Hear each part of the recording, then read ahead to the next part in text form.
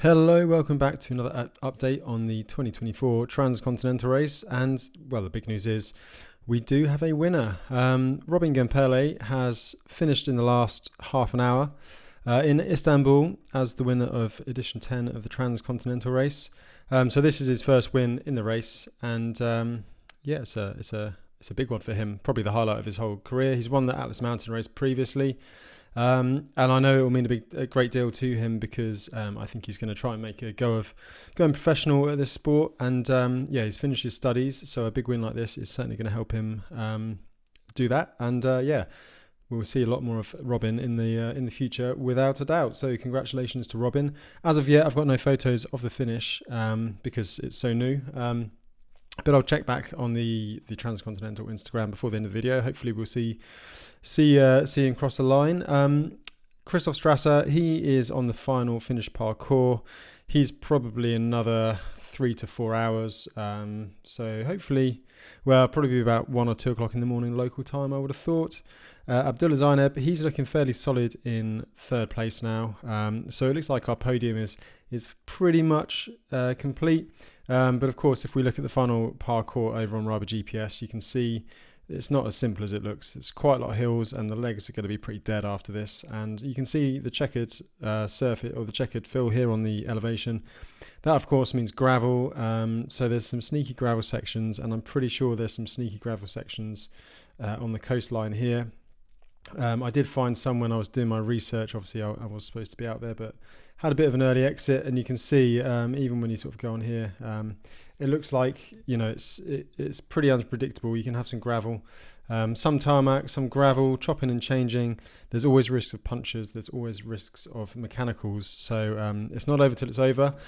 Apart from Robin, who has now won. So huge congratulations to Robin. I managed to meet him a bit beforehand, and you could tell how focused and determined he was, and it was an impressive ride. He led through every single checkpoint. He did lose the lead at one point though. You may remember the last video I did. The riders had just gone through checkpoint 2, and that of course was in Bosnia at the start of the kind of gravel sections. So what I'll do is now I'll just run through the rest of the race and just show you how we got to this point. But before I do that, just a big shout out, as always, to Redshift, who are supporting my race coverage videos. I've just fitted these kitchen sink gravel bars to my bike. I'm doing a tour later in the year, in a few weeks, to make up for the upset of scratching TCR after 48 hours. I'm probably going to do the Torino-Nice rally routes, so I've put those on my Mason ISO, which is kind of my touring bike. Pretty cool. Check out Redshift. They do some great stuff. And thanks again for the support, as always. So let's get on to follow my challenge. Excuse me, which is the race tracker. And we can replay it here. And as you can see, heading out of Bosnia, there was 2 route choices, really. Either through Bosnia or skipping to Serbia. Robin stayed in Montenegro. Went through Montenegro. There's quite a bit of off-road there, and the gap really closed up. You can see Abdullah got pretty close at this stage.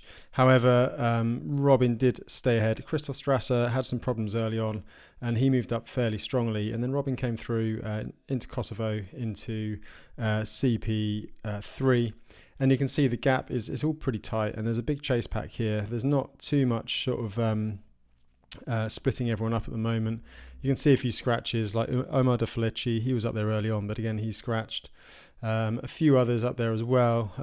But at this point, it is relatively close. Bear in mind, Kosovo is pretty flat, so these gaps aren't going to be quite as big. And then all the riders pretty much took the same route south through Macedonia and into Greece. Now I'll fast forward it a little bit, but you can see it's still pretty tight, and Abdullah really was digging deep. He was sleeping a lot less than Robin, and at one point I think he actually got ahead of him. And even Christoph, he was up there. Tim David, he was third last year. He's backed off a little bit now, but still in a solid position and sort of broken away from that chasing pack there. And there was a point here, you can see Abdullah briefly got ahead of Robin, but Robin was just riding faster, resting more. And at this point, it looks like it was all in from Abdullah, just to kind of close that gap. And he was a bit more stop-start. He was really pushing the sleep. I know this for a fact, that he pushes sleep from his previous events. and he's got some incredible mental capacity for suffering. So yeah, Robin first across the Straits of Marmaris, I believe it is, to checkpoint 4 in Çanakkale, and then this parcours in Turkey. There was not much known about it, to be honest. Let me just dig it out on Ryby GPS, and you can kind of see what everyone had to work with beforehand. So parcours 4, it shows a lot of gravel, sort of rolling, but you just can't tell from this part, well, from any of the information, what exactly it's going to be. Even if you put the Google Street Map on, there's nothing really there. You can find a bit on this road here which looks fine, but I mean, this is the biggest road and it looks a bit rough. So yeah, you just know when when this kind of parkour rocks up in the Transcontinental Race, you just know it's going to be rough, and you certainly have to expect it to be rough. And yep, as you expect, it was pretty rough. So Robin got through without too much issue. He's a solid mountain biker. He's running 35mm tyres. This is where Abdullah started falling apart a little bit. He had a lot of issues. I think it was 5 punches. Christoph Strasser, again, he's not renowned for gravel racing or for gravel, his off-road ability. He's running inner tubes as well. I think he had a couple of punches as well. Tim DeWitt closed up pretty well here. And as you can see, Christoph really got the jump on Abdullah here. Meanwhile, Robin's way off into the distance. And by this point, you can really lose a lot of time quite quickly. Abdullah had a bit of a break. Tim even got ahead of him at some point, so Abdullah dropped down to 4th. But you can see now that into the final 200 miles probably, things have really sort of spread out. Tim looks like he's kind of probably seeded that he's not going to get the podium. And the others are just, by this point, they're just swinging and just trying to get on there. Let's have a look back at the race tracker now, because this is relevant. And you can see, it looks like Tim stopped for the night, and he'll finish up tomorrow. Probably start very early in the morning. A couple of hours ahead from UK, I believe. So it's about 9:30 Turkish time. I suspect he'll have a sleep and he'll get going at kind of 1 or 2 in the morning. He's got a big gap back. So he should be okay with that, and it'll be tough for these others. It's tough riding, it's some steep climbs, so it's going to be tough for those guys to get through. Christoph, again, like I said, he should be done in a couple of hours. Abdullah, he'll probably ride through the night, maybe early hours of the morning. Hopefully he'll get finished by dawn, and I expect these guys will come in tomorrow. Jana Kessenheimer, she's got a solid lead in the women's race, and she's currently sitting 15th overall. Solid ride by Jana, very controlled by the sounds of it. She's on that parcours. Again, I've ridden with her in Japan on the Japanese Odyssey. She's experienced with these kind of off-road sections. So she's looking really solid, and it looks like she's going to take the women's win probably sometime tomorrow night, I'd have thought. And Sherry and Jerome, they're leading the pairs. It looks like they've just crossed the ferry and are going to be getting to CP4. I'd imagine they'd go to CP4 tonight. There's quite a fast highway down here.